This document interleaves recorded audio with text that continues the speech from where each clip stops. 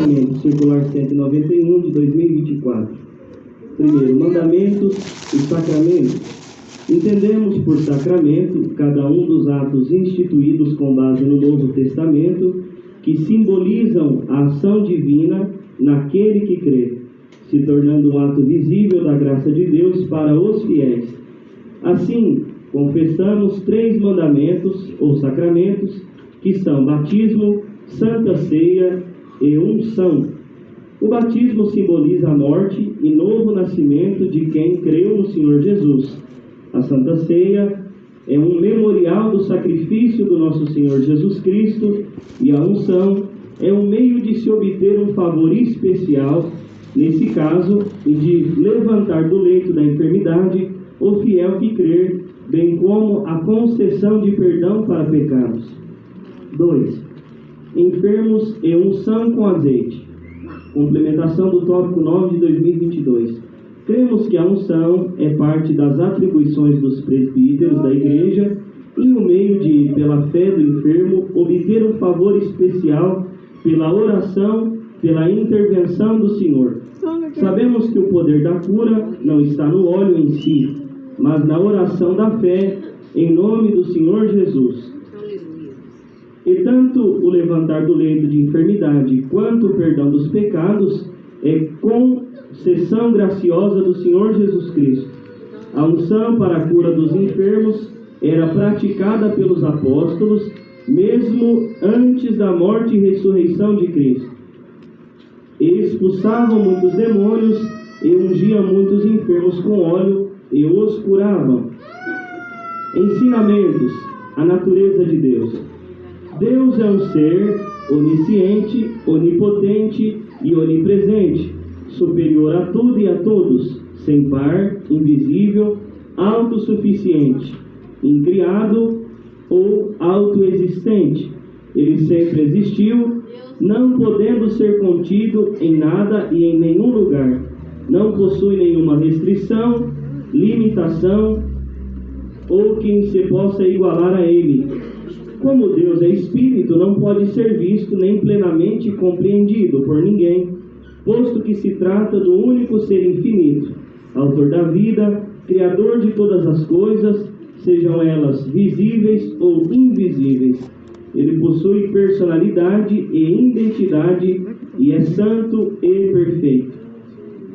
Nosso eterno Senhor Deus, para se dar a conhecer aos homens, manifestou-se na pessoa de nosso Senhor Jesus Cristo, que após a morte e ressurreição se expressa à Igreja pelo Espírito Santo que nos foi enviado.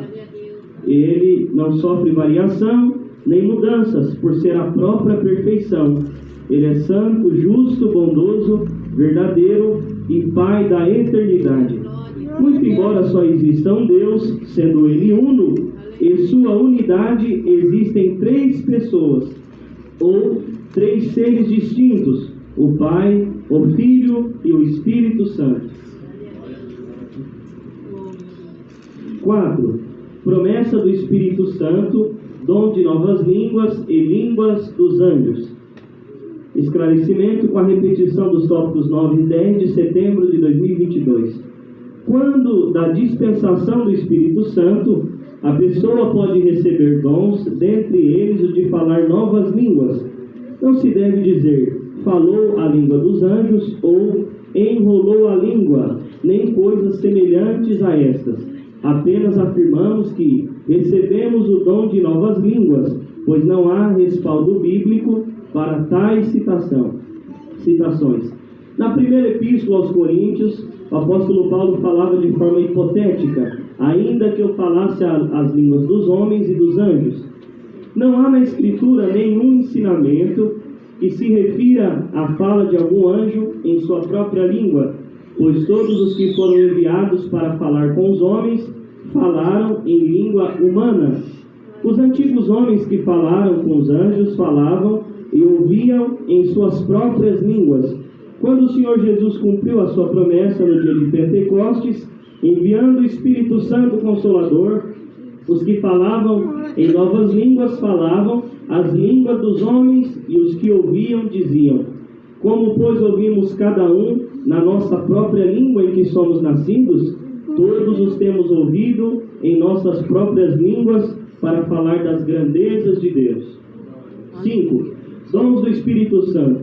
Cremos no batismo com o Espírito Santo, o Consolador enviado do céu por nosso Senhor Jesus Cristo, as orações de seus fiéis, o qual capacita o cristão com virtudes e diversidade de palavras da sabedoria, da ciência, com o dom de cura, de operação de maravilhas, de profecia, de discernimento de espíritos, de variedade de línguas, de interpretação das línguas, de expulsar espíritos imundos, com dons de governo, entre tantos outros dons.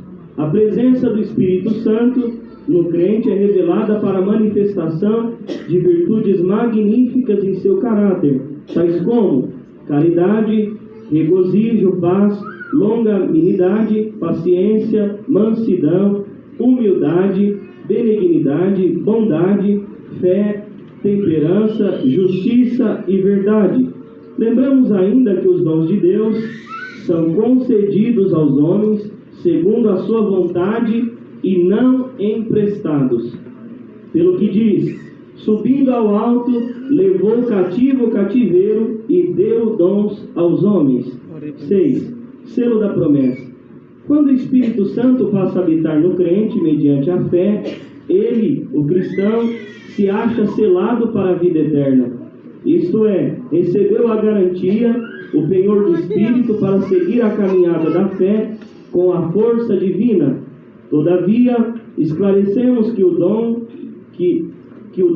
de línguas é uma dispensação do Espírito Santo, mas não o selo da promessa em si mesmo. Nem todos os irmãos selados manifestam o dom de novas línguas. É certo que, se alguém recebeu dons do Espírito Santo, ele está seguramente selado, pois quem ministra o dom de línguas e os demais dons do cristão é o próprio Espírito Santo de Deus, o qual, nesses casos, está habitando no coração do fiel. Já está acabando, irmãos. 7. Cristãos evangélicos.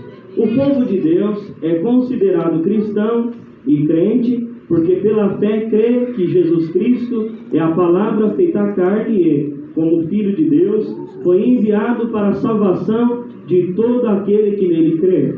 É também considerado evangélico porque, sendo evangelizado, crê e segue o Evangelho de Jesus Cristo, que é a palavra de Deus. 8. Procedimentos que devem ser observados nos funerais. Complementação do tópico 3 de 2012. Reiteramos à Irmandade os cuidados necessários sobre a conduta que se deve ter nos funerais, com respeito e consideração devidos à família que está sofrendo a dor da perda de seu ente querido, mantendo-se em silêncio, evitando falatórios, gracejos e risos. Os serviços divinos nos funerais devem ter seu tempo de duração em torno de 30 a 40 minutos. 9. Costume do mundo atual, casamentos e outras festas. Os costumes do mundo atual devem ser analisados sob a luz da palavra de Deus, pois ainda que tudo seja lícito, nem tudo nos é conveniente.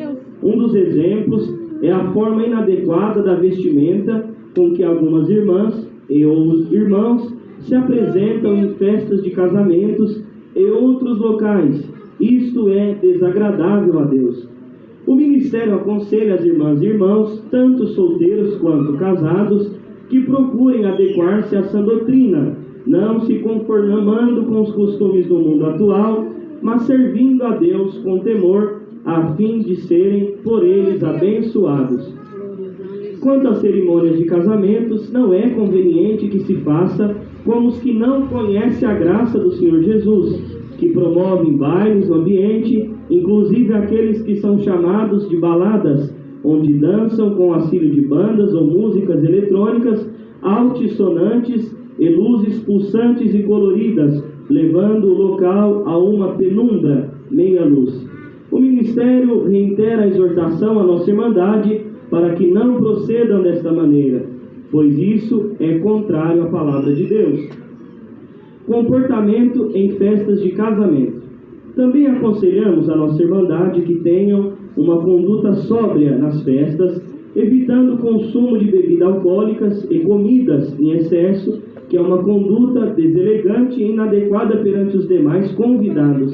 Lembramos que, além do mau testemunho, isto desagrada a Deus, pois tanto a bebidice quanto a glutonaria são pecados. 11. Evangelização. Deve haver sempre um despertamento e incentivo à nossa Irmandade com respeito ao anúncio do Evangelho. É necessário que haja grupos de irmãos